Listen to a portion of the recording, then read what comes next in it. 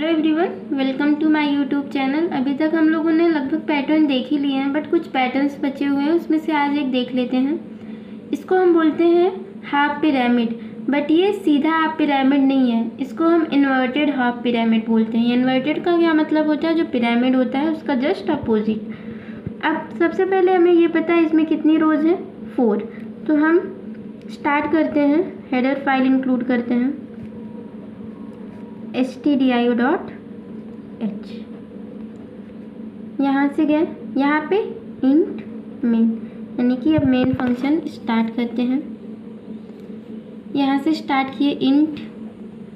अब हमें रो के लिए चाहिए, या तो हम डायरेक्ट रो ले लें या तो रो की वैल्यू ने स्लाइस करके यूजर से ले लें। तो यहाँ पे हम यूजर से ले लेते हैं, यानी कि रो कितना लेना है। यहाँ पे हमें पता है कि रो की वैल्यू क्या है, 4। या तो हम इन्हें स्लाइस कर दें या यूजर से ले लेते हैं। तो अभी हम यहाँ पे इस पैटर्न को देख रहे हैं, तो हम यहाँ पे इन्हें स्लाइस कर देंगे अभी। अब रो की वैल्यू क्या है, रो इज इक्वल टू 4।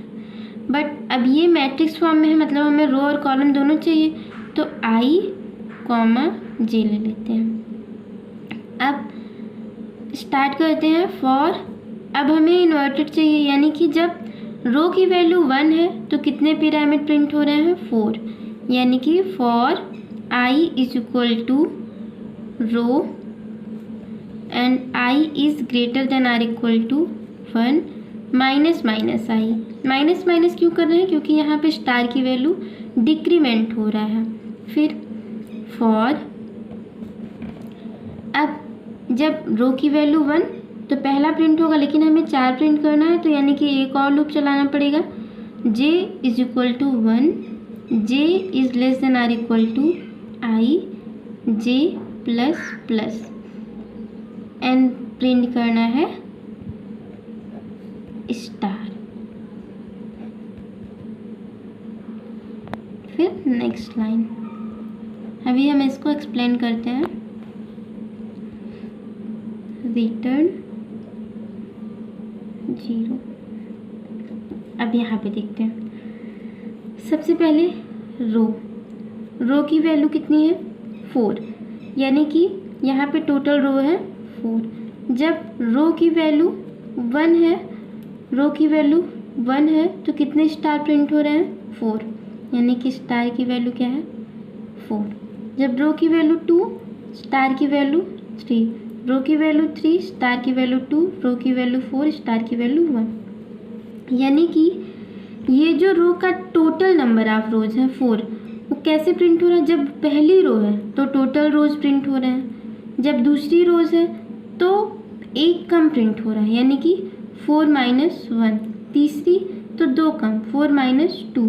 यानी कि हमें ये जो रोज हैं ये टोटल नंबर में देना पड़ेगा। जैसे यहाँ पे जब रो की वैल्यू 1 है और यहाँ पे रो की प्लेस पे हम लोगों ने i j लिया है, तो जब i की वैल्यू 1 है तो हमें कितने स्टार चाहिए, 4 स्टार चाहिए।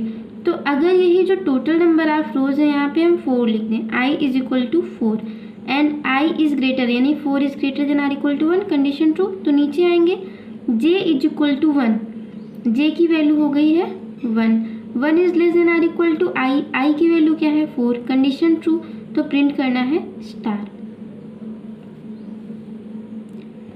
फिर इसके बाद यहाँ से जाएंगे, j की वैल्यू हो जाएगी 2, फिर कंडीशन ट्रू, फिर स्टार, फिर हो जाएगी 3, कंडीशन ट्रू स्टार, फिर 4, कंडीशन ट्रू। अब जब 5 होगी, क्या 5 is less than or equal to 4 है, कंडीशन फॉल्स।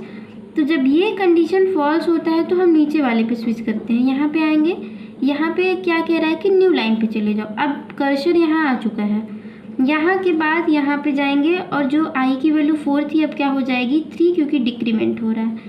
अब i की value 3 is greater than or equal to 1, condition true. फिर से ये पूरा लूप चलेगा, यानी कि j की value 1, j 1 is less than or equal to 3, condition true, print हो जाए स्टार। j की वैल्यू फिर 2, कंडीशन ट्रू, फिर स्टार। फिर j की वैल्यू 3, कंडीशन ट्रू, फिर स्टार, फिर 4, कंडीशन फॉल्स, नेक्स्ट लाइन, फिर कर्सर यहाँ आ जाएगा। और ये ऐसे ऐसे चलता चलता ये तब तक चलेगा जब तक ये कंडीशन फॉल्स ना हो जाए, और ये हमारा पूरा गिवन पैटर्न प्रिंट हो जाएगा। तो ये रहा हाफ पिरामिड का कोड। आज के लिए इतना ही, थैंक यू।